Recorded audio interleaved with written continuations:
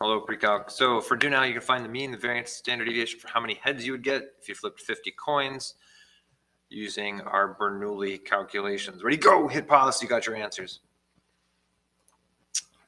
Okay, so we should come up with 25 for the mean, 12.5 for the variance, 3.5 for the standard deviation. Nicely done. Today we'll take a look at two additional ways that we can get approximate probabilities. They have names, normalPDF and normalCDF. We'll talk about each of those in just a minute. Our separate learning target for each of them. So the first one, our learning target is using normalPDF on your calculator to get the approximate probability of one particular certain outcome. And second one, you'll be able to use normalCDF on your calculator to get the approximate probability for a range of outcomes. Let's look at normalPDF first. This is a tool that we can use to get the approximate probability for one single outcome. So if we're thinking 50 coin flips, what's the probability to get 20 heads? Okay, so we've seen we have ways we can calculate the exact probability. We could use the binomial theorem, which would give us the exact probability here. And in some cases, using the exact probability on the binomial theorem is going to give you numbers that are too big for your calculator to handle. And there's ways around that, but having an approximate, that's really close approximation is a good alternative. There's some other situations where this would be very useful. So this is based on the work of a mathematician named Gauss. You can see there are some tiny equations here that are so small on purpose, you don't need to know what they are. Right, it's beyond the scope of this class. So what your calculator is doing is those tiny little calculations there, we don't actually need to know them. What we need to know is that this is the probability density function, the PDF, that's what it stands for, probability density function. And so we're going to use this function on your calculator to approximate the probability for one certain outcome in a Bernoulli trial, and be able to use this function. So depending on the operating system on your calculator, it's going to look a little bit different. I'll show you what that looks like, but here's what you need to know. When you call a normalPDF function, you got to give the calculator 3 pieces of data so that it can actually do the calculation. It needs to know K, the number of successes. We've called it K. The calculator refers to that as an X. You need to know the mean and the standard deviation. The calculator calls mean by the Greek letter mu. Standard deviation, it uses the Greek letter sigma. We've seen that. So calculate the mean and the standard deviation ahead of time, or maybe they'll be provided to you. Okay. If you don't have a TI of any kind, there are some alternative approaches, which I'm not going to spend a lot of time on right now, but you can do the normalPDF on Wolfram Alpha. You can also use Desmos. Both of them will accomplish the exact same calculation. The way you do it is going to look different on both of those websites. I'll post directions for these. You can look through them on your own. We're going to focus on how to use the calculator. Here's our first example. What's the approximate probability that if we do 50 coin flips, you're going to win 20 times? We already know the mean. We already know the standard deviation. If we looked at the bell curve, this is what we're after. Just that one outcome, 20 successes, right? And keep in mind, when we think about a bell curve, really it's just a histogram showing all the probabilities, and we could group them together and add them up in different ways. That's kind of what we use a bell curve for. But really, here's a histogram showing probability. The only probability we're interested in is the one right here for 20 successes. How do we do that? All right, well, we're going to call the normalPDF function on our calculator. I'll show you that in just a second. 20 is our number of successes. We've already calculated the mean and the standard deviation, so we're going to have to enter those as well. So on your calculator, you're going to find the normalPDF function in this button right here. It's called vars, which stands for variables, but we're actually going to hit second first because we want distributions, which you probably can't read, but it says right there in blue. So hit blue, and then this button is going to pull up the distribution menu. We want the one right there at the top. We don't have to go digging for it. normalPDF, option number 1, just hit enter. Okay, if you've got the newer operating system, it's going to prompt you to put in all the numbers that you want. So I want 20 successes, 25 is the mean, 3.536 is my standard deviation.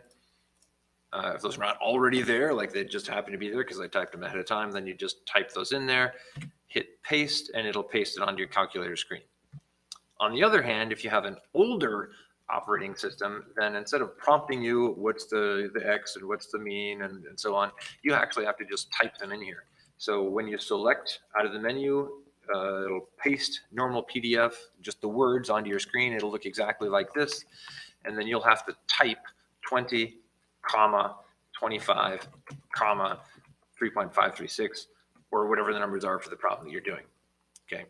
Now that that's all on the screen, hit enter one more time. Bam, there's our probability, 0.0415, blah, blah, blah. So that's like 4%.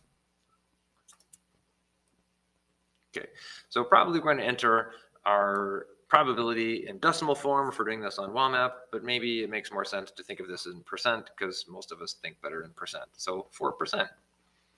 If you want to give another one a shot on your own, here's a different example. What's the approximate probability of 50 coin flips? You're gonna win 21 times, and so you can see on the histogram here, we shifted over to 21 successes. All right, hit pause on the video. Try this one on your own. All right. Well, hopefully, here's what you came up with: a probability of just about 6%, 5.95%. Only thing that changes from what I had before is the number of successes will increase to 21. Next, we're looking at normal CDF. So the C in CDF stands for cumulative probability.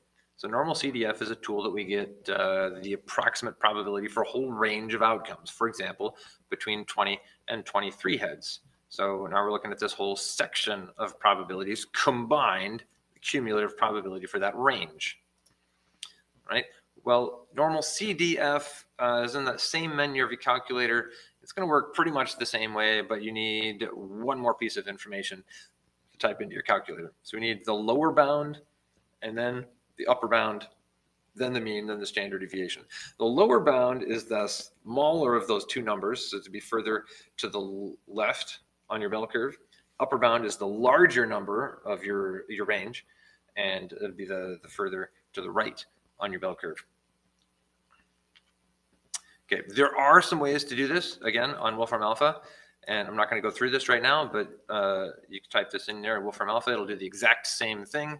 And on Desmos, really, if you've got the normal PDF on Desmos already, just check the little box there, and it'll open up the lower bound and upper bound, so you can do a cumulative probability. So here's our example.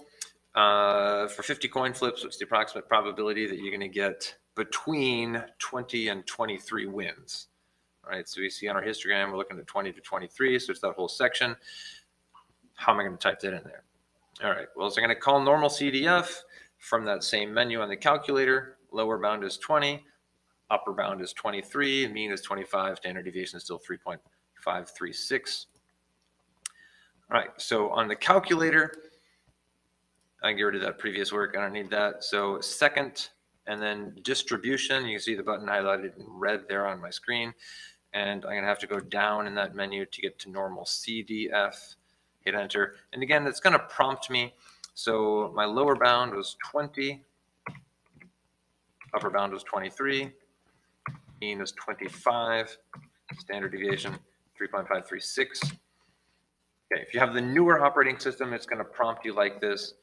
Hit paste, it'll put it onto the screen. If you've got the older operating system, when you select normal CDF, it's just going to paste the function onto your calculator screen, and then you will need to type yourself the lower bound, comma, upper bound, comma, mean, comma, and then your standard deviation. So older, newer, either way, we're going to get to this point, hit enter, blam, there's your probability. So it's almost 21%. 0.2072. Right. So if we're typing this into WAMAP, probably we're gonna go with 4 decimal places here. We're just gonna leave it in decimal form. And if it makes more sense for you to think of it in terms of percent, that's great. 20%.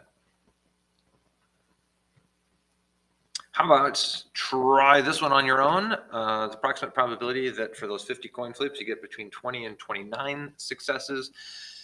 Pause on the video, see if you can come up with this answer on your own. All right, so I'm going to change this to 29.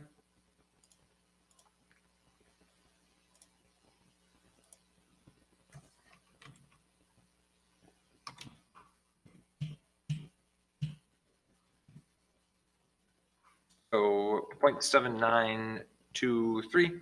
All right, so there we go, 0.7923, just over 79%. All right,